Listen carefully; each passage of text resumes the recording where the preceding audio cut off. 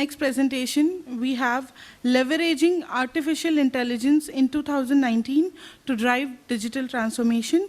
And for this, I would like to welcome Chirag Bunlia, who is the Chief Technology Officer for the Embassy Group. Welcome, Chirag. I take this opportunity to talk about digital transformation, and I'm pretty sure that a couple of you guys have already spoken about digital transformation. So I'll be focusing more on artificial intelligence and then how to leverage artificial intelligence with regards to digital transformation, which is what we are trying to do it in our organization. So regarding myself, basically, my name is Chirag, as Varsha mentioned. I'm the Chief Technology Officer at Embassy Group, and primary responsibility is to accelerate the digital transformation initiatives across the group. So, let's quickly have a interesting stats which we have. Any guesses as to when the World Wide Web started being released to the public? Any guesses? Any particular year which you guys remember? 1991 is when we actually started having a first look, but in India it took almost 7-8 years further down the line, right? So I came up with this 4 R's for adapting into AI, and how we do is that refabricate, right? Refabrication is nothing but improving the efficiency of the current business processes itself. You're not creating a new business model, but all you're trying to do is using AI to manage the scale, manage or improve the efficiency. That's refactoring, refabrication of existing business processes, right?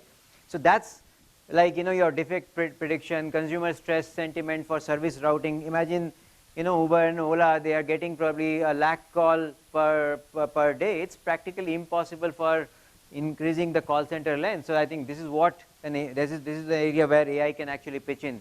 Reinvent is the thing which we are.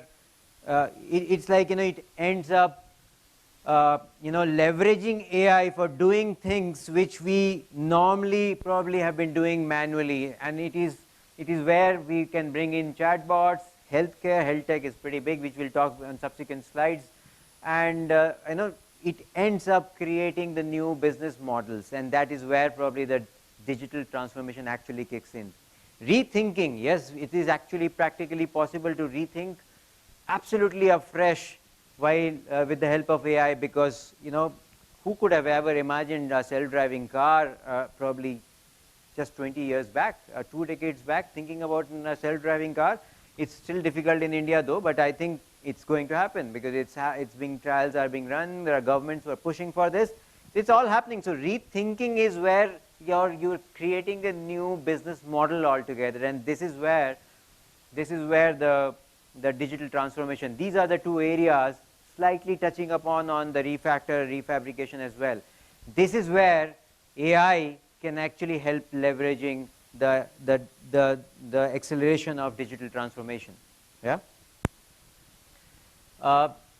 Digital transformation through AI across the domains is one of those lists. It's definitely a partial list. This is my understanding or my research based on what I have worked or what I have heard or what I have seen.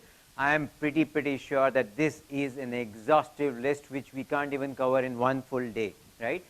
I happened to be in Israel, and there was an ecosystem exclusively for health tech, and I must tell you that health tech is going to get revolutionized in next 5 years from now. Tons of things happening: drug discovery, precision medicine, predict patient prognosis, and the list goes on and on. I've spent a lot of my energy, or most of my career has been revolving in retail and real estate, so I can give some examples from what we have done in the last couple of years. Manufacturing, banking, insurance, retail. Retail is, because it's consumer facing, and we all understand that the digital transformation normally kicks in when the consumer journey touches upon. So that's where you have huge number of use cases which we can talk about in AI and digital transformation. From a real estate perspective, yes, we are working on a lot of those initiatives where we actually can forecast the consumption, forecast the generation, predict based on the weather condition, predict based on all these elections, buns, the list goes on and on, right? So all these things are a reality as we talk, and other cool apps which we talked about in terms of, it could be even e-commerce, the dismal 3% conversion rate of people walking in or coming to our website to actually converting into order can actually go to the next level by virtue of AI, because it has to mature. It has to give, instead of giving stool and the rope when you are ordering a table, it probably can give a coffee table book. This is one of those areas where we are extensively looking from, coming from a real estate background, we are extensively working on smart city and smart offices, and probably will briefly touch upon this as well. Not able to play this.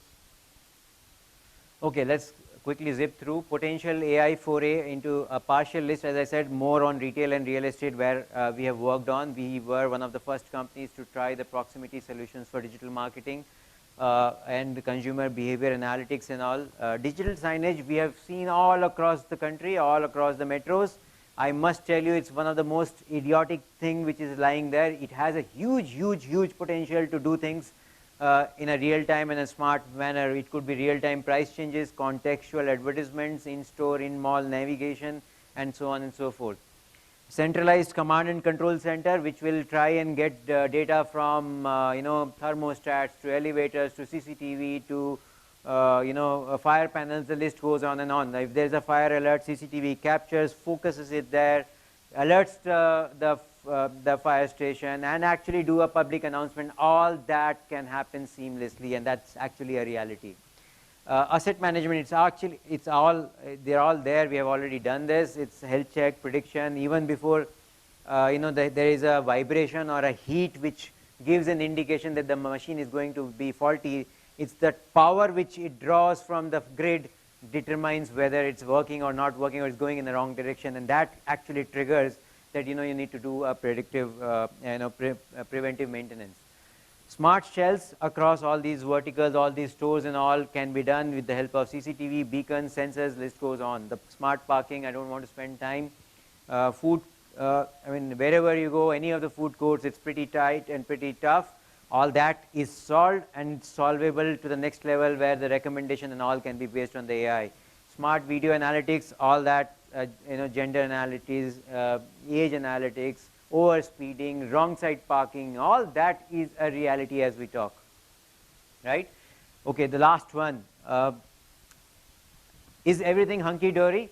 Probably not, right? We saw an example of how Twitter's auto response went back, probably did not work the way it was supposed to be, and Amazon's recommendation. Elon Musk recently quoted something very controversial. He says that, mark my words, AI is far more dangerous than the nukes. I'm sure he is much wiser and smarter than all of us sitting here, because he has seen and he's been in thick of things trying to do and bring a lot of changes. It's tough to actually predict. It's a visionary like him who can actually come up with such radical statements.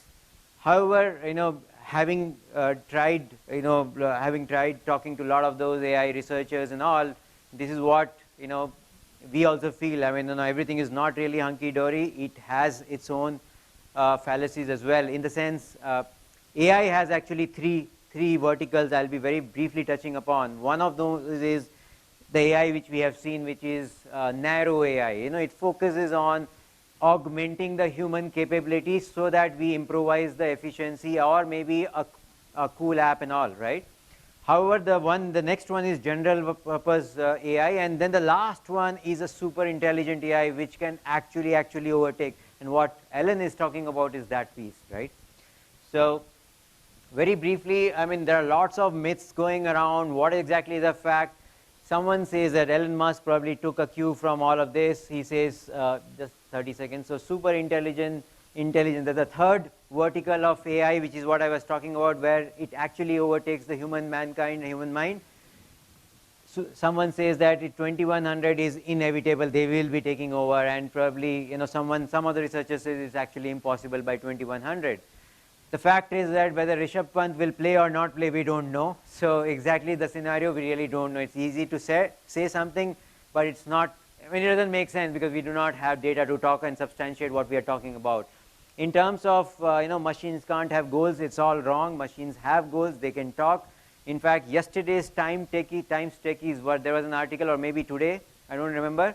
It said that very soon you'll be reporting to an AI boss. It was a Times article yesterday or today, I don't remember. Because they have the capability to have that human intelligence to better manage because they don't get tired, right? So that's what is all about from my side, guys. Thank you very much. You have been a nice audience. Thank you.